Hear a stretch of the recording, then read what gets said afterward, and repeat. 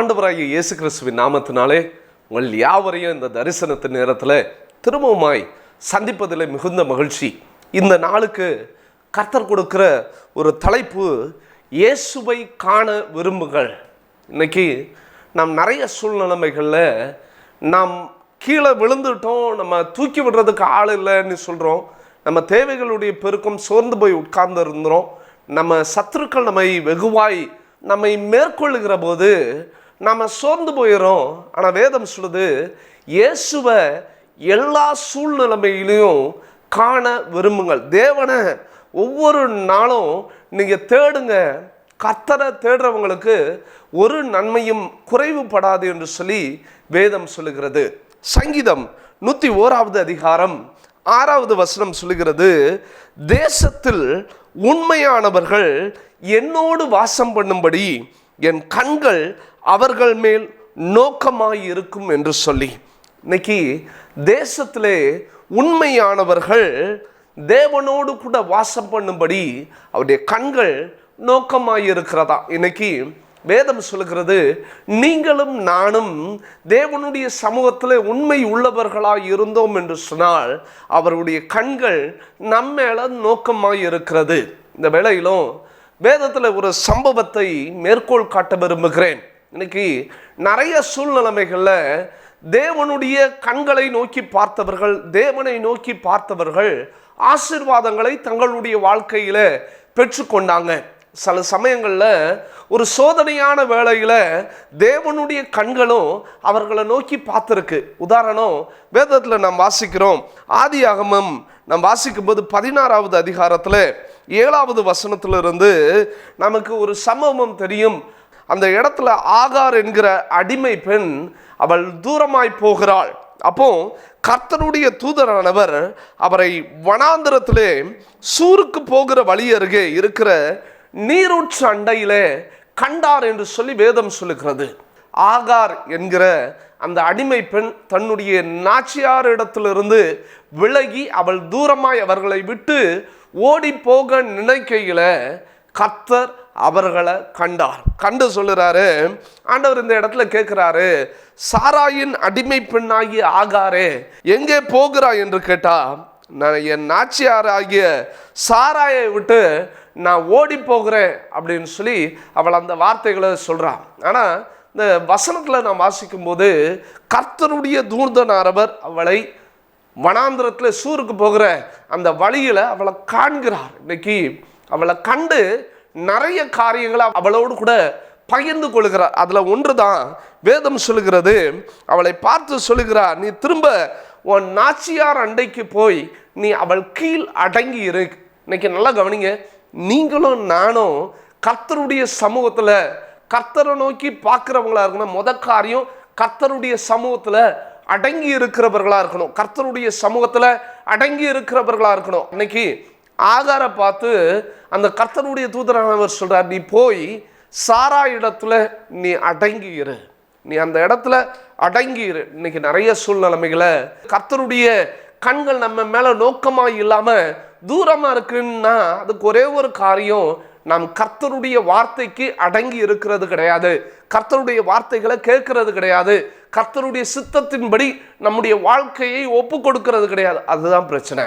வேதத்தில் இந்த வசனம் சொல்லியிருக்கோம், அவர் சொல்லுகிறார், உன் சந்ததியை மிகவும் பெருக பண்ணுவேன், அது பெருகி எண்ணி முடியாததாக இருக்கும் என்று சொல்லி கர்த்தர் அந்த இடத்துல ஒரு வாக்குத்தத்தத்தை கொடுக்கிறார்.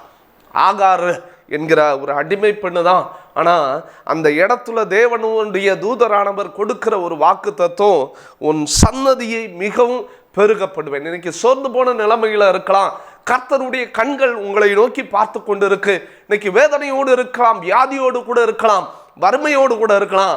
கர்த்தருடைய கண்கள் உங்களை பார்த்து கொண்டு இருக்கு. கர்த்தருடைய கண்கள் உங்களை பார்த்து சொல்லுது, நான் உங்களை இந்த சோதனையின் சூழ்நிலைமையில நான் ஓடி போகலாம், என் தேசத்தை விட்டு கடந்து போகலான்னு சொல்லி நீங்க நினைக்கலாம். ஆனா வேதம் சொல்லுது, எசேக்கியேல் 37 அதிகாரத்துல வசனம் சொல்லுகிறபடி, நான் உன் தேசத்துல தான் வைப்பேன்னு சொல்லி ஆண்டவர் சொல்றாரு. நான் நிந்திக்கப்பட்ட தேசங்கள்ல கர்த்தர் நம்முடைய தலைகளை, நம்முடைய கொம்புகளை உயர பண்ணுகிறவரா இருக்கிறார். நான் இந்த இடத்துல விசுவாசத்தோடு சொல்லக்கூடும், அன்னைக்கு ஆகார ஆசீர்வதித்த தேவன் ஆகாரை கண்ட தேவன் இன்னைக்கு உங்களையும் என்னையும் கண்டிருக்கிறார். நம்மை பெருக பண்ணுவார். உங்க எல்லாருக்குமே தெரியும், ஆகாருக்கு பிறந்த பிள்ளை தான் இஸ்மவேல். அந்த இஸ்மவேல் துஷ்ட மனிதனாக இருந்தாலும் சரி, ஆண்டவர் அவன் சந்ததியை இன்னைக்கு வரை ஆசீர்வதிச்சுட்டு இருக்கிறார். நான் சொல்றேன், வேதம் சொல்லுகிறது, இன்னைக்கு கர்த்தருடைய கண்கள் உங்களையும் என்னையும் பார்க்க கூடுமானால், கர்த்தருடைய கண்கள் உங்கள் மேலையும் என் மேலையும் நோக்கமாக இருக்க கூடுமானால், கர்த்தர் நம்முடைய வாழ்க்கையில ஆசீர்வாதத்தை தருவார். குறைவு என்பது நம்முடைய வாழ்க்கையில இராது. வசனம் சொல்கிறது, அவன் துஷ்ட மனிதனாய் இருப்பான், அவனுடைய கை எல்லாருடைய கையும் அவனுக்கு விரோதமாக இருக்கும் என்று சொல்லி. ஆனா அந்த இடத்துல அப்படிப்பட்ட காரியங்களை சொன்னாலும் ஆகார் அந்த இடத்துல கர்த்தருக்கென்று ஒரு பெயரை வைக்கிறார். தன்னை கண்ட அந்த தேவனுக்கு ஒரு பெயர் வைக்கிற அந்த வசனத்துல வாசிங்கன்னா, ஆதியாகமம் 16வது அதிகாரம் 13வது வசனத்துல வேத வசனம் சொல்கிறது, அப்பொழுது அவள் என்னை காண்பவரை நானும் இவ்விடத்தின் கண்டேன் அல்லவா என்று சொல்லி தன்னோடு பேசின கர்த்தருக்கு நீர் என்னை காண்கிற தேவன் என்று பெயரிட்டாள். இன்னைக்கு நல்லா கவனிங்க, என்னை காண்கிற தேவனை நான் இந்த இடத்துல கண்டேன் அல்லவா. நீங்கள் நான் ஒரே ஒரு காரியம் உங்களுக்கு சொல்லுவேன், நீங்கள் சோர்ந்து போன ஒரு சூழ்நிலைமையில் இருக்கலாம், உங்களை காண்கிற தேவன் இன்னைக்கு உங்களை கண்டுட்டார்.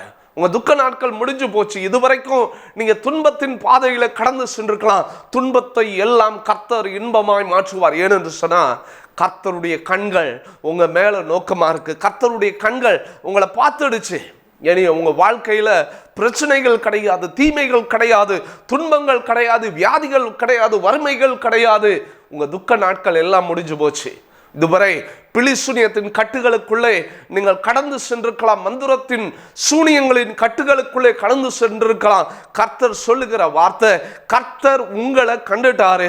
உங்களை கண்டுட்டார் அப்படின்னு சொன்னா, என்னை காண்கிற தேவனை நான் கண்டேன் அல்லவா என்று சொல்லி நீர் என்னை காண்கிற தேவன் என்று பெயரிட்டாலே, அதே போலதான் கர்த்தர் உங்களை காண்கிற தேவனா இருக்கிறார். கர்த்தருடைய கண்கள் உங்க மேல நோக்கமா இருக்கு. அவர் உங்களை பார்த்துட்டே இருக்கிறார்.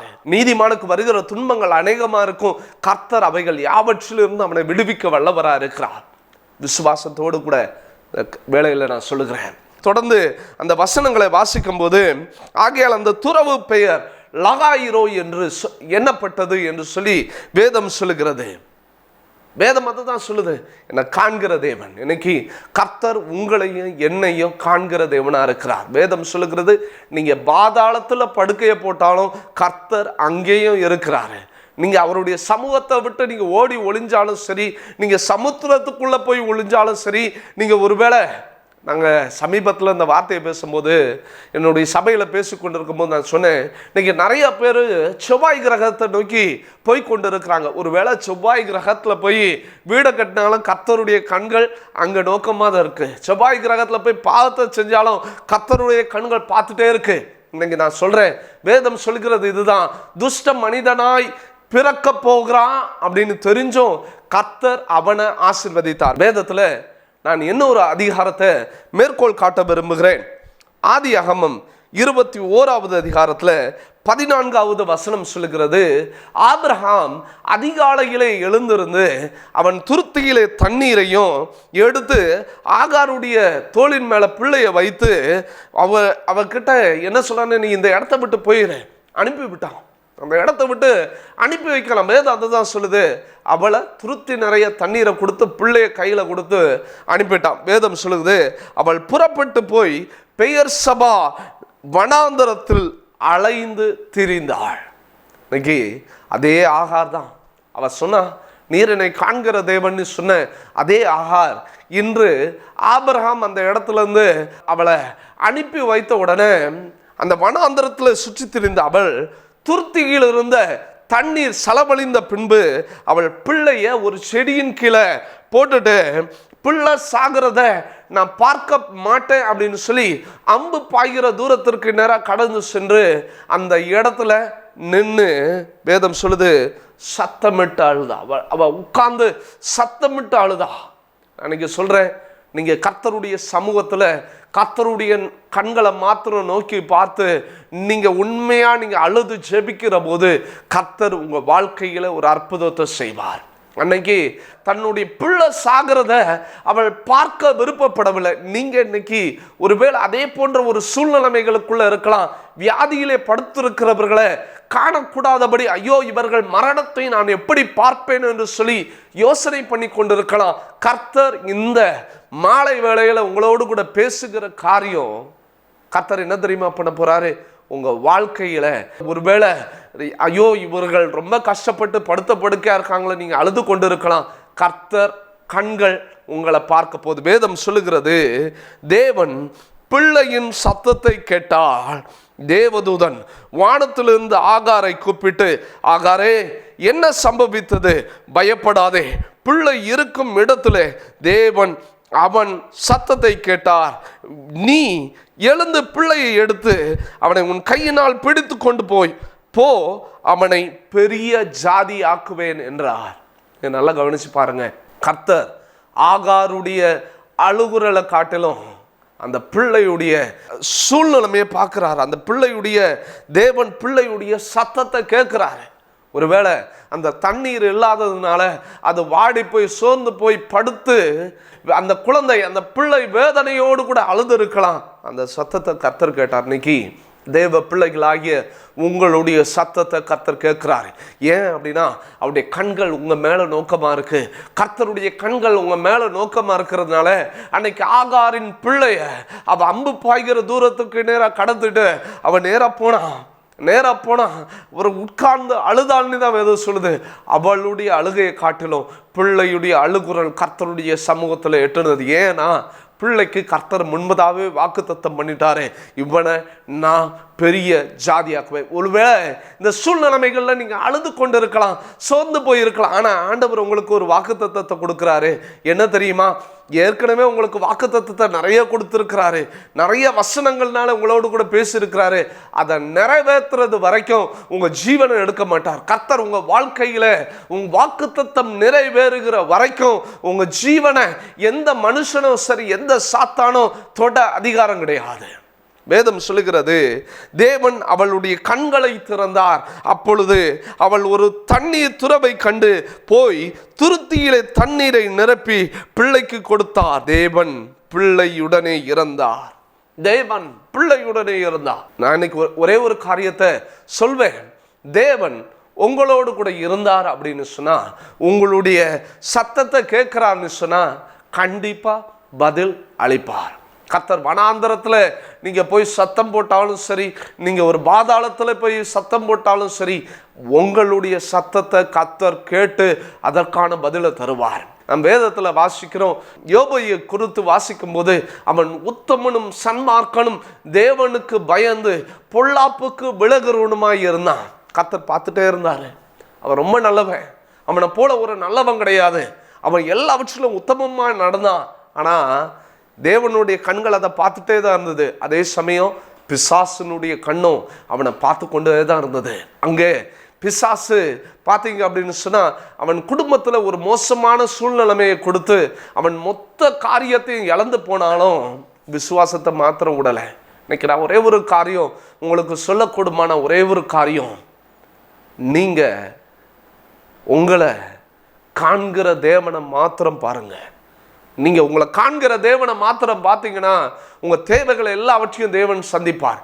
வேதம் சொல்லுகிறது, என் தேவன் தம்முடைய ஐஸ்வர்யத்தின்படி உங்க குறைவுகள் எல்லாவற்றையும் கிறிஸ்து இயேசுவுக்குள்ள மகிமையிலே நிறைவாக்குவார் அப்படின்னு சொல்லி கர்த்தர் உங்களுடைய கூப்பிடுதலின் சத்தத்தை கேட்கிறவரா இருக்கிறார். அப்போ வேதம் யாருடைய சத்தத்தெல்லாம் கேட்கிறார்? அதுக்கு ஒரு சில உதாரணங்களை சொல்ல விரும்புகிறேன். வேதம் சொல்லுகிறது, கர்த்தருடைய கண்கள் நீதிமான்கள் மேல் நோக்கமாய் இருக்கிறது என்று சொல்லி. கர்த்தருடைய கண்கள் நீதிமான்கள் மேல் நோக்கமாய் இருக்கிறது. வேதம் சொல்லுகிறது, அந்நாட்கள்ல லேயாள் என்று சொல்லப்பட்ட ஒரு மனுஷி இருந்தால். அவளை குறித்து நாம் வாசிக்கும் போது ஆதியாகமம் 29வது அதிகாரத்தில் 31வது வசனத்தில் வாசிக்கிறோம். அவளை லேயாளை அற்பமாய் எண்ணினார்கள். அவள் கணவரோ அவளோடு கூட இருந்த சகோதரியாய் இருக்கட்டும் அவளை சாதாரணமாய் அற்பமாய் எண்ணினார்கள் என்று சொல்லி.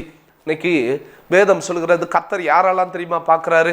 முதலாவது, அற்பமாய் எண்ணப்பட்டவர்களை தேவனுடைய கண்கள் பார்த்து கொண்டிருக்கிறது.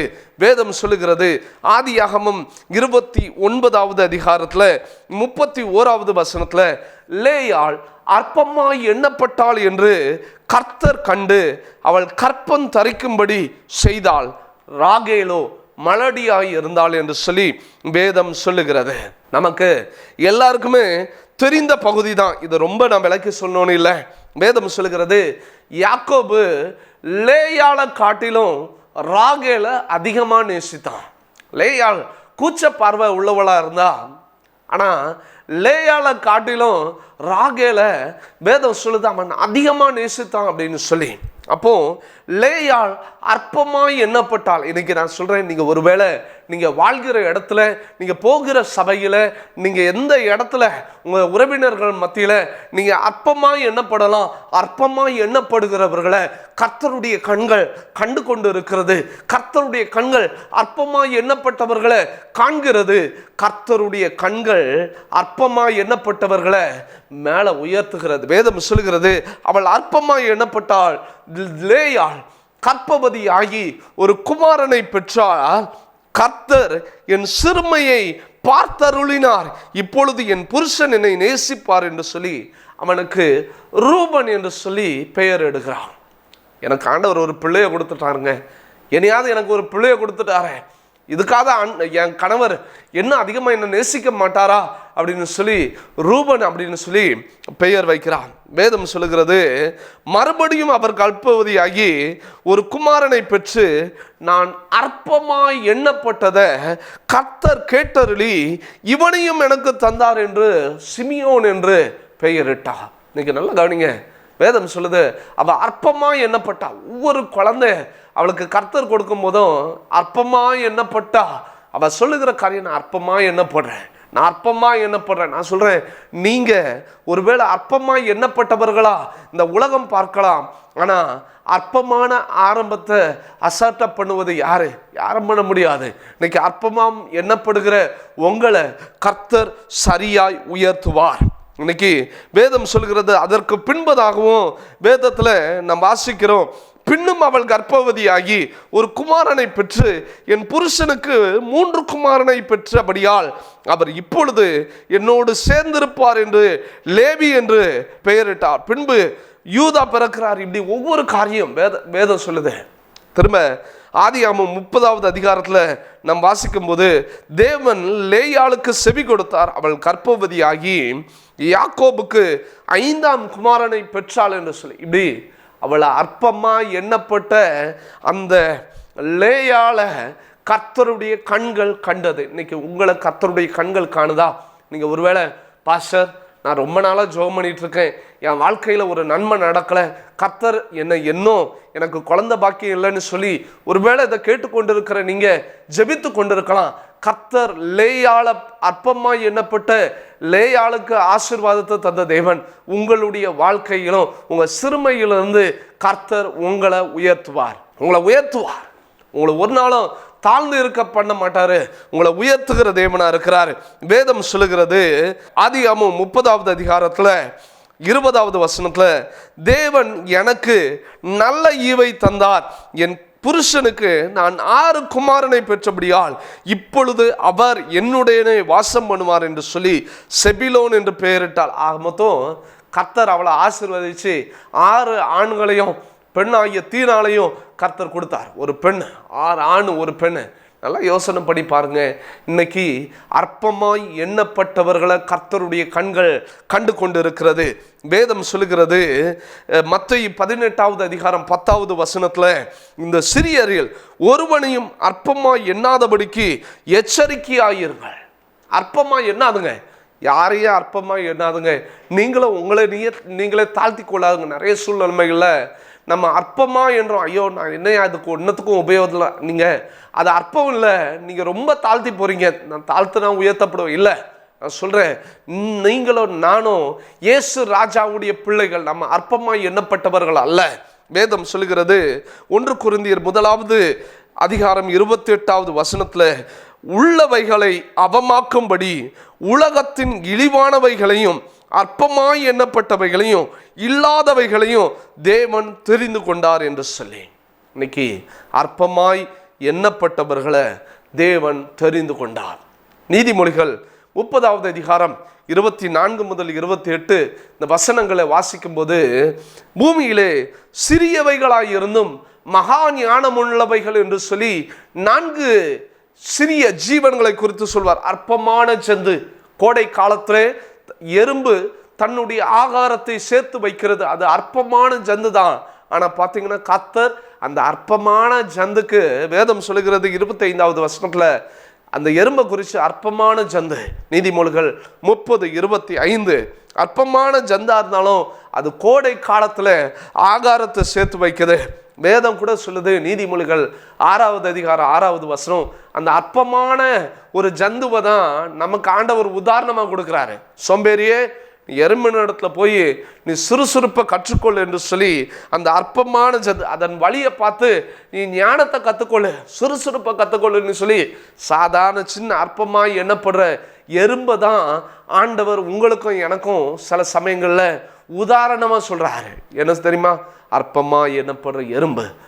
அதை தான் நான் அதன் மூலமாக தான் நமக்கு சொல்கிற ஒரு சுறுசுறுப்பு. அதை பார்க்கும்போது அதன் வழிகளை கற்றுக்கொள்ள இன்னைக்கு நீங்களும் நானும் அற்பமாய் எண்ணப்பட்டாலும் சரி, சின்ன ஒரு எறும்புக்கு ஆண்டவர் ஞானத்தை கொடுத்து கோடை காலத்தில் ஆகாரத்தை சேர்த்து வைக்க ஞானத்தை கொடுப்பார்னா, அற்பமாக எண்ணப்பட்ட நம்மையும் ஆண்டவர் ஞானத்தை கொடுத்து எப்படி நம்ம குடும்பத்தை நடத்தணும், எப்படி நம்ம குடும்பம் சீர் பொருந்தியதா நடத்தணும், எல்லாத்துக்கும் ஆண்டவர் உதவி செய்வார். வேதம் அதுக்கப்புறம் சொல்லுது, சத்துவமற்ற ஜந்து என்னன்னா கண்மலையில் வீட்டை தோண்டும் குழி முசல் அப்படின்னு சொல்லி வேதம் சொல்லுது. சாதாரண மிருக ஜீவன், சாதாரண எறும்பு, சாதாரண குழி முசல். ஆனால் அந்த குழி முசல் எங்கே தெரியுமா தன்னுடைய வீட்டை நோண்டும்? கண்மலையின் மேலே வீட்டை நோண்டும். நீங்களும் நானும் அற்பமாய் எண்ணப்படலாம், அற்பமாய் எண்ணப்படுகிற ஒரு சின்ன ஒரு குழி முசலை போல இருக்கலாம், சாதாரணமாக பார்க்கப்படுகிற ஒரு சத்துவமற்ற ஒரு ஜந்துவை போல ஒரு குழி முசலை போல இருக்கலாம். வேதம் சங்கீதம் 104:18 சொல்லுகிறது, கண்மலைகள் குழி முசல்களுக்கு அடைக்கலம் என்று சொல்லி. நாம சாதாரணமாக அற்பமாய் எண்ணப்பட்ட நமக்கு அடைக்கலம் எது தெரியுமா? நம்முடைய கண்மலை ஆகிய அந்த கிறிஸ்து தான் உங்களுக்கும் எனக்கும் அடைக்கலமாக இருக்கிறார்.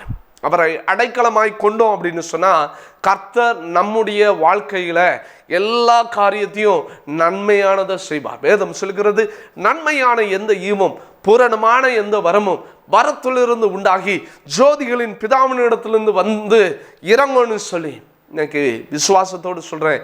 அற்பமாய் எண்ணப்பட்ட குழிமுசல் அது கண்மலையின் மேலே தன்னுடைய குழியை நோண்டுமா. இன்னைக்கு நான் சொல்கிறேன், கண்மலையாகிய கிறிஸ்துவின் மேலே கட்டப்பட்டவர்களாக இருந்தீங்கன்னா அற்பமாய் எண்ணப்படுற குழிமுசலாக இருக்கலாம்.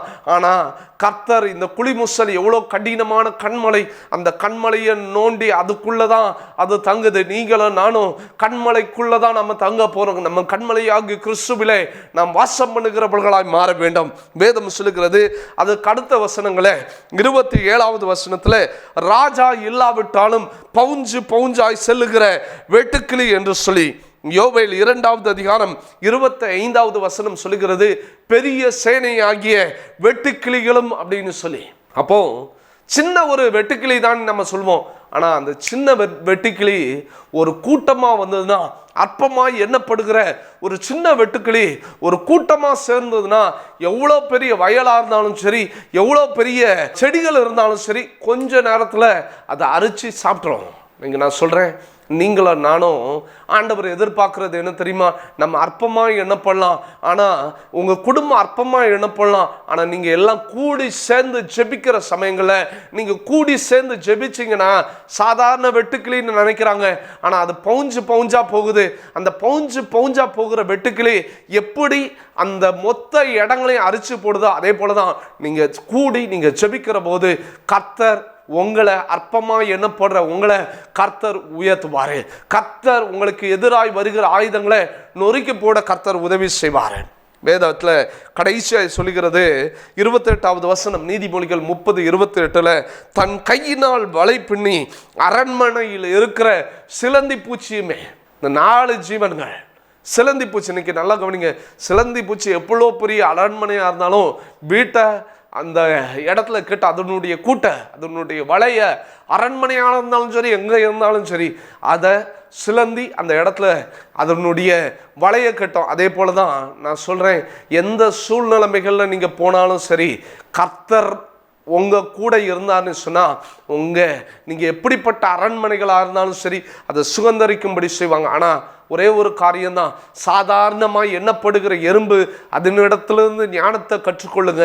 சாதாரணமாய் எண்ணப்படுகிற ஒரு குளிமசல் அது சத்துவமற்ற ஜந்து, ஆனால் அது கண்மலையின் மேலே தன்னுடைய குழியை நோண்டுது. கண்மலையாகிய கிறிஸ்துவின் மேலே நீங்கள் கட்டப்படணும். அற்பமாய் எண்ணப்படலாம், அற்பமாய் எண்ணப்படுகிற வெட்டுக்கிளி தான் பவுஞ்சா போச்சு அப்படின்னு சொன்னால் பெரிய ஒரு சேனையையும், பெரிய சேனை போன்று இருக்கிற செடிகளையும் அதை அரிச்சு போடும். நீங்கள் கூடி ஜெபிக்கும் போது அற்புதங்களை காண்பீங்க. கர்த்தர் உங்களுடைய வீட்டை அரண்மனையில் கட்ட செய்வார். உங்கள் அலங்கத்திற்குள்ளே சமாதானமும் உங்கள் அரண்மனைக்குள்ளே சுகமும் உண்டாகும். நம் கண்களை மூடி ஜெபிக்கலாம். இன்னைக்கான தலைப்பு கர்த்தர் கொடுத்தது, கர்த்தருடைய கண்களை மாத்திரம் நீங்கள் நோக்கி பாருங்க. எல்லா சூழ்நிலைமைகளும் கர்த்தரை மாத்திரம் நோக்கி பாருங்க. கர்த்தர் உங்கள் வாழ்க்கையில் நன்மையை செய்வார். நல்ல தகப்பனே, இந்த நல்ல வேலைக்காக நாங்கள் நன்றி செலுத்துகிறோம் ஆண்டவரே. அற்பமாய் எண்ணப்பட்ட லேயால உம்முடைய கண்கள் கண்டதே ஆண்டவரே. ஆகார் அடிமை பெண்ணாக இருந்தா, ஆனால் அவள் தன்னுடைய நாச்சியாரை விட்டு தூரம் போனாலும் ஆண்டவரே அவளை விடாதபடி உன்னுடைய கண்கள் பார்த்து அவளுடைய சந்ததியை ஆசீர்வதிப்பேன்னு வாக்குத்தத்தம் கொடுத்து அந்த சந்ததியை இந்நாள் வரைக்கும் இஸ்மவேல் சந்ததியை ஆசீர்வதிச்சு வச்சிருக்கீங்க. உம்முடைய கண்கள் மாத்திரம் எங்கள் மேலே நோக்கமாக இருக்கட்டும் ஆண்டவரே. எங்கள் கண்கள் மாத்திரம் எங்களை பார்க்கட்டும் ஆண்டவரே. உம்முடைய கண்கள் எங்களை பார்த்தா போதும், எங்கள் வாழ்க்கையில் நன்மை எங்களை சூழ்ந்து கொள்ளும். ஒவ்வொரு நாளும் உம்முடைய கண்கள் எங்கள் மேலே நோக்கமாக இருந்து ஆண்டவரே நாங்களும் உம்மை நோக்கி பார்த்து ஆண்டவரே எப்போ நாங்கள் சொல்லணும் ஆண்டவரே நீர் என்னை காண்கிற தேவன், நீர் என்னை காண்கிற தேவன் சொல்லி நாங்கள் விசுவாசத்தோடு அறிக்கை செய்ய கர்த்தர் கிருபை செய்யுங்க. எங்க காண்கிற தேவனை நான் ஜெபிக்கிற இந்த இடத்துல கண்டேனேன்னு சொல்லி நாங்கள் ஒவ்வொரு நாளும் நீர் என்னை காண்கிற தேவன் என்று சொல்லி மகிமைப்படுத்த கர்த்தர் உதவி செய்யுங்க. அநேகர் ஆண்டவரை இதை பார்த்து கொண்டிருக்கிற அநேகர் தங்களுடைய வாழ்க்கையிலே ஒரு நன்மை நடக்கவில்லையே, அநேகர் என்னை அற்பமாய் பார்க்கிறார்களே, எங்கள் வாழ்க்கையில ஒரு உயர்வு காணப்படவில்லையே என்று சொல்லி யோசனை பண்ணி கொண்டிருக்கலாம். அவர்கள் வாழ்க்கையில ஒரு உயர்வை காண பண்ணுங்க. இப்பொழுது இருக்கிறதை பார்க்கலும் 1000 மடங்கு கர்த்தர் பெருகும்படி செய்யுங்க. நாங்கள் ஆசீர்வதிக்கிறோம் ஆண்டவரே. கர்த்தருடைய கரம் இவர்களோடு கூட இருக்கட்டும். தீங்கு இவர்களை துக்கப்படுத்தாதபடி எல்லா தீமைகளுக்கும் விளக்குங்க. ஆசீர்வதிக்கிறோம்.